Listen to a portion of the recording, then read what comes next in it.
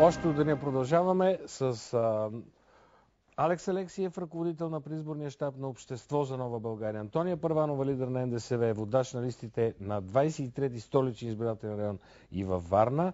Борислав Сандов, съпредседател на Зелените, водач на листите в 23-ти Софийски район и в Смолян. Веднага поглед към нашата анкета. Въпросът е: одобрявате ли реакцията на политиците след трагедията в Горни Лом? Увеличават се тези, които не одобряват. 69% в момента са те, срещу 37%. Измества се, ако можем изобщо да говорим за предизборна кампания, днес и утре. Утре е ден за траур, което означава, че мисля, че вие едва ли ще предприемате някакви специални действия, за да убедите своите избиратели, че трябва да гласуват за вас в деня на траур, въпреки че може би някакви форми могат да бъдат намерени. Но да ви попитам, вие лично за вас, това вече явно няма да бъде партийно становище, имате ли някаква хипотеза за това, след цялата информация, която имаме до този момент, защо се допусна тази трагедия? Антония Първанова, вие като жена, може би, айде, заповядайте. Може би първо трябва да изразим, да изкажем своите съболезнования на близките, на загиналите, тъй като стана ясно, че бройката е 15 вече. Но няма никакво значение колко са. Важното е, че тази трагедия би трябвало да ни отрезви. Не съм съгласна с много от реакциите на политиците, но не само в тази ситуация. Много наши зрители не са съгласни. Защото, ако си спомняте, когато беше наводнението в Мизия, имаше също такива популистки реакции. Това е след дъжд качулка.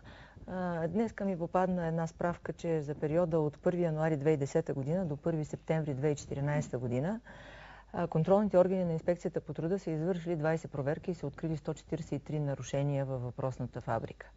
Това е много повече от това, което ние знаем. Да, 143 са установени, повечето от тях са по безопасност на технологичните процеси, работното оборудване и по организация на осигуряването на здравословни и безопасни условия на труд. Създавани са 10 акта и така нататък. Ето това е статистиката от 2010 година. И какво е логичното обяснение за всичко това? Само едно мога аз да гадая, но това е лично мнение, че на тази фирма трябва да е имало някакъв чадър политически, може би. За друг не смея да си помисля. Има подобни внушения, между другото, в интернет, че собственикът има близки отношения с някои политици. Но това трудно може да бъде доказано. Това може да се докаже. Едно е ясно: държавността. В случая, това е, може би, тази авария е една от най-тежките демонстрации на отсъствието на държавност, неспазването на закони и неконтролирането на спазването на закони. Сигурна съм, както в много такива случаи, че няма да има наказани, че няма да има отговорни. Да. В този случай... Аз от 13 години се занимавам с политика и до сега не съм видяла някой да е наказан. Няма да има виновни. Не, и да има виновни... Няма да бъдат наказани. Позволя да цитирам дядо си. Той казваше така: едно време беше куче влач и дири няма, а сега стана дири има, куче няма. Ето това се случи за пореден път в България. Господин Алексиев, да тръгнем тук от последното твърдение на госпожа Първанова. Тя смята, че дори да бъдат намерени виновниците, те няма да бъдат наказани.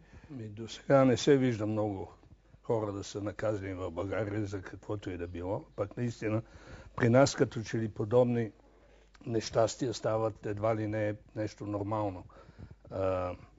Наистина говори се, че има някакви политически протекции, защото колко пъти са наказвани тия хора, колко пъти са констатирани нехайства, бих казал престъпни нехайства, и никой не е пострадал за това.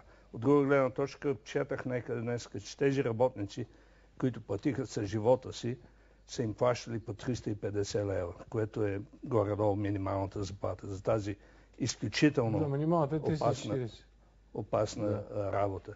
Така че трябва да има едно разследване за това как е работил този завод, за да има някакви уроци за бъдеще. Превенцията. Как я виждате вие превенцията? Защото с господин Лукарски говорихме за превенция. Госпожа Първанова също спомена, че превенцията куца в тази държава. Аз, след като ми отговорите, ще преразкажа тук на една наша колежка Виолета Станчич, която работеше дълги години за вестник 24 часа, какво е написала във Фейсбук, но първо кажете вие. Много е важен въпрос с превенцията. Всъщност това е, което липсва и това е, което най-много държавата отсъства от него. Превенцията. Първоначално и аз искам Ама да защо, изразя своите съболезнования защо в България превенцията, която ако я има като регулатор, я има, обаче никой не спазва правилата?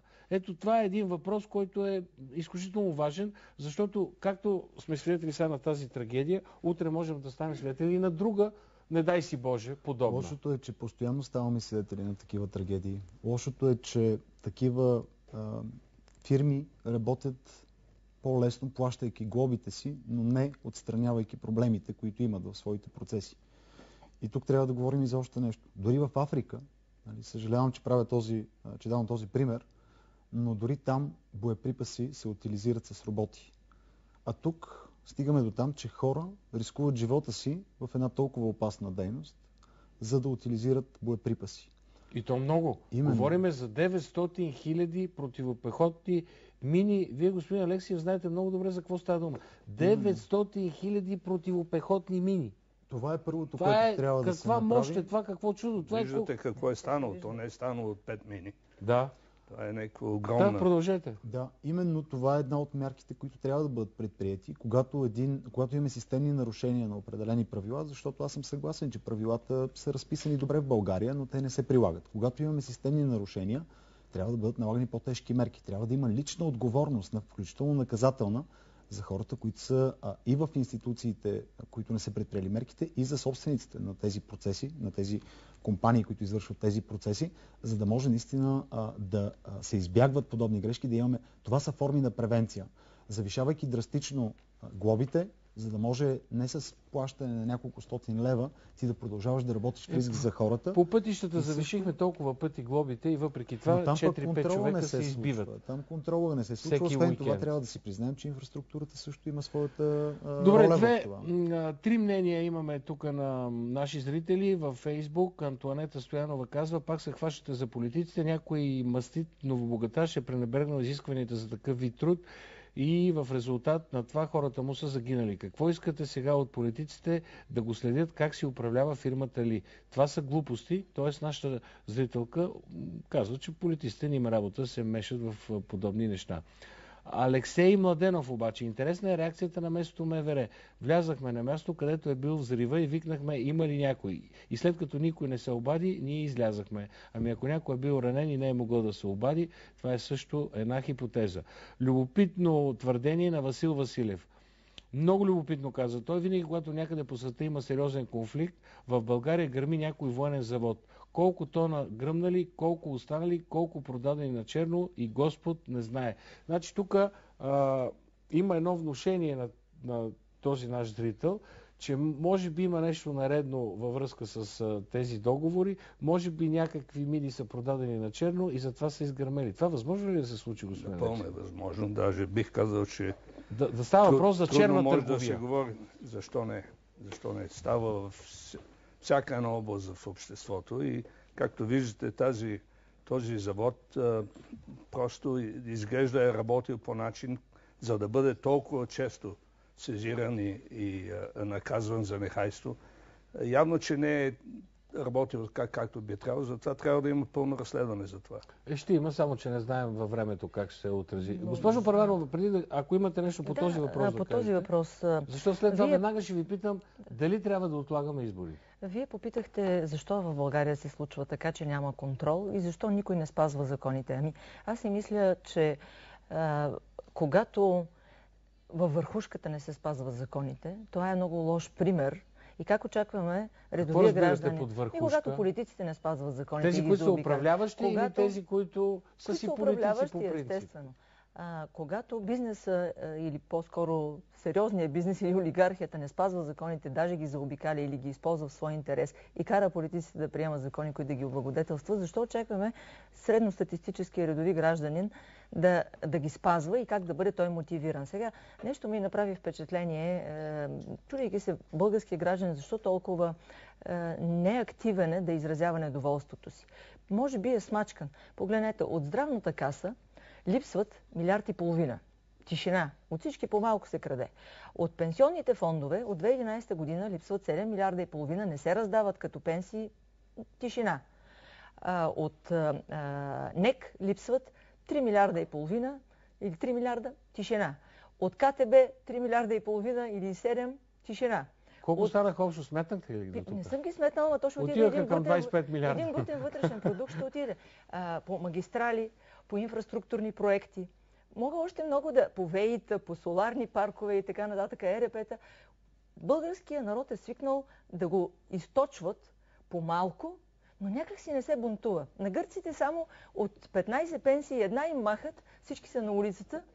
Накрая Европейския съюз им опрощава 150 милиарда от тези, които сме им дали, за да ги съживим, правят си икономиката за 2 години на 2% да излезе в плюс и накрая всички живеят добре. Не давате за пример, като добър пример Гърция в този случай конкретно? Не, давам го като чувствителност към демократичните свободи. Но не към начина, по който те си харчаха публичните средства. Не в този смисъл. Когато законите не се спазват във върхушката, отдолу и когато хората биват депримирани до такава степен, че не могат... Това е феномена на лошия пример. Разбирам какво не само феномена на лошия пример. Той е феномена, освен на лошия пример, и на постоянното, периодично източване на финансов ресурс от всички по-малко.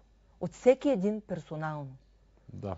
Аз обаче не съм съгласен изцяло с госпожа Първанова, че не се бунтуват хората в България и нашите групи, нашето движение Зелено в България, което съществува, е именно ясен пример за това, когато законът не е спазен, когато е накърнен общественият интерес, ние да използваме включително формите на протест, за да го предотвратяваме и през последните 5-6 години. Въпросът обаче колко последователи имате? Ами виждате ли, в началото бяхме само екопротести, в последствие протестите се разгърнаха и в доста повече сфери и ние, разбира се, участвахме и в тях. Тази година, цялата Необходимо е да бъде заменено статуквото. Необходимо е да бъде потърсена отговорност на хората, които са участвали в управлението на тази страна през всички тези години, защото виждаме, че проблемът, който сега касае 15 живота човешки, който се случва в Лом, е поредният такъв. Само от взривовете, ако си спомним в Челопечене, на Петолъчката, на колко много места с жертви и не се получаваме от примера си. Продължаваме да повтаряме същите грешки. Добре. Така и с язовирите,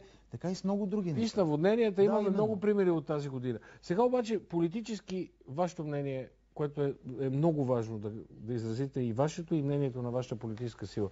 Трябва ли изборите да бъдат отменени, господин Алексиев? Не, според мен. Не виждам какво ще донесе това. Не. Госпожо Първанова?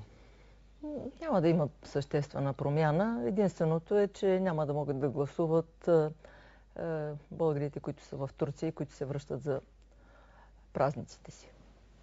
Имате предвид, ако бъдат променени се на седмица, каквото и да ви говорят, в крайна сметка това ще имат предвид хората, които са за промяна. Добре, вие не смятате ли обаче, че тази трагедия с 15 българи загинали от този страхотен взрив няма по някакъв начин да депресира хората и те в неделя да си кажат, те ще ни избият тук в тази държава, какво ще ходим да им гласуваме? Те без друго си го казват. Има хора така ще разсъждават. Какво тук се избиваме като кучета, а пък за какво да ходим да гласуваме, за да могат политиците да ни управляват и да ни избиват, след като не създават достатъчни правила, които да се спазват държава. Дори да гласуват. Не мислите ли, че една подобна хипотеза може да възникне в главата на много хора? Когато и да са изборите, тази седмица, другата седмица, ще има избран български парламент, ще има избрано правителство след това, предполагам. Убедена сте. Лесно, трудно, няма значение. Също така съм убедена обаче, че се наложи да има още веднъж предсрочни парламентарни избори, ако така продължава. И може би 2 в 1. Вие веднъж или 2 пъти познахте в мое студио, кога ще бъдат изборите. Трябва да го призная. Ако изборите продължават по същия начин да се явяват един от най-сериозните бизнеси след държавната администрация, за социолозите и медиите, няма лошо да се правят и по 2 пъти в годината, стига да не ги плащахме всички ние от джоба си. Добре, накрая нещо искам да кажа. Проблема с електората не е, че ще кажат, че не избиват, а с това, че те не се замислят за това, че нито една от тези партии, които показвате, покажете ги няма една идея за реформи. Покажете трите проучвания. В България са необходими радикални реформи, за да може да се издигнем от блатото. Нито една от тези партии няма една идея за реформи. Това е което електората трябва да кажете първата радикална реформа, която този парламент следващ трябва да предприеме или следващото правителство? Радикална реформа, която аз бих направил, моментално бих премахнал повдигането на тока, защото в България цената на тока. В България 50% от цената на тока се съставлява от вятърни, от ВЕИ. Въобще не е вярно, господин Алексиев. Защо си позволявате да правите внушения, които са невярни? 30% от микса... 50% казвате, че от микса е благодарение на ВЕИ. ВЕИ и американските двете централи са точно 50%.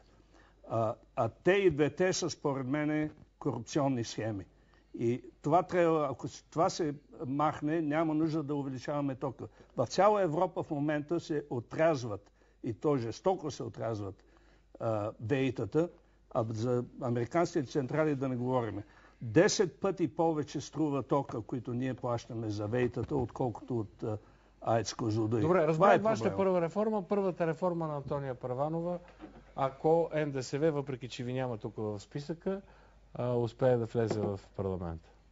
Според мен задължително трябва да се свика Велико народно събрание, да се промени конституция. Пак ли Велико народно събрание? С 400 народни представители. При такава конституция и при такъв начин на гласуване определено какво променяме в конституцията? Формата на управление променяме ли? Първо променяме ли задължително и електронно гласуване. Добре, правим ли президентска република? Защо да правим президентска република? Остава ли си парламентарна република? Можем да намалим броя на народните представители. Колко? Може да направим 120. Може да направим така, че те да могат да бъдат отзовавани. Може да направим така, че да не могат да стават независими, а когато си напуснат парламентарната група, да трябва да напуснат и парламента. Може да направим така, че общинските съветници да бъдат отзовавани. Може да направим така, че прокуратурата и следствието да излязат от състава на съдебната система. Може да направим така, че районните съдии и прокурори да бъдат избираеми, да носят отговорност и да има мандати, не повече примерно от 2, и да отговарят на обществени критерии за морал. Да ви питам, както се изрази господин Алексиев, в тези политически сили има ли воля да свършат част от това, което вие предложихте? По делата им ще ги познаете. Ако беше за тях удобно да има задължително електронно гласуване, те щяха да го подкрепят. Но не го подкрепят, защото подкрепят това по-малко от нас да гласуват. Добре, за да им е по-лесно да ни купуват. Имаме още малко време, господин Сандов. На кой въпрос? На първият или на... Първо кажете, какво вие бихте променили веднага, ако успеете да влезете в право? Какво бихте предложили по-скоро, като първа реформа най-важна според вас? Ако говорим конкретно за този случай, можем да кажем, че една от първите реформи, които трябва да се случи, е драстично завишаване на глобите за такъв тип нарушения, кумулативно. Когато правиш второ, трето, стават още по-големи, и персонална лична отговорност. За популизма, който беше и в това студио изразен, свързан с това, че едва ли не ВЕИ-тата били намалявали, абсурд. Трябва да говорим за друга реформа. Реформа и спешна мярка за енергийна ефективност на домакинствата, на бизнеса и даване на възможност за енергийна независимост на локално ниво. Но малко потребление. Не, напротив. Това не знам дали е решение. Не, напротив, господин Цонев. И аз се чудя защо продължава България да бъде тласкана към тази изключителна зависимост от съществуващи източници с един единствен източник. Енергийната независимост на домакинствата, на бизнеса ще повиши тяхната ефективност, ще направи по-евтин продукта, който произвеждат, а не да плащат ниски заплати и ще ги отвържи от монополите в енергетика. Трябва да приключваме накрая резултата от анкетите. Понеже аз само не можех да кажа, дали изборите да бъдат в неделя. Кажете. За нас не е важно дали ще бъдат неделя или следващата неделя. За нас е важно хората да не гледат какво се случва в кампанията, какво хората вършат извън кампанията, между изборите, когато, например, се вижда кой е. Одобрявате ли реакцията на политиците след трагедията в Горни Лом? 69% не, 31% да. Благодаря ви за това.